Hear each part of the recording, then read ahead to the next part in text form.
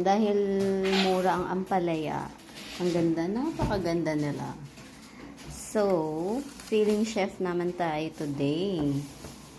Tigilan muna natin ang mga monsters. Gagawa tayo ng pickled ampalaya. Really? Ganda yarn. Ganda yarn, Dira.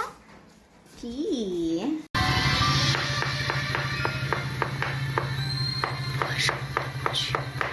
Binabad na natin siya sa asin, tapos hugasan na natin. At naka-ready na ang kanyang ricados. Sauce ng ating pickled ampalaya. Pinakulo na natin siya. So, salt, sugar, and suka, and water. Nilagay na rin natin ang ating ginger para malutong-luto. So, ngayon, isunod natin ang ating onion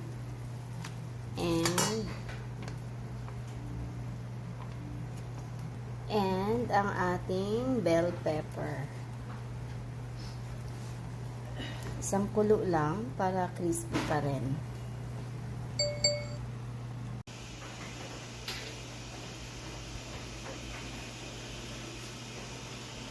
Ito na ang ating pickled ampalaya. Nilagay na natin yung kanyang sauce para masok siya. Then, nasa isang container na muna siya para level yung sauce niya. Saka natin siya ilipat sa ating lalagyan mga after 2 days.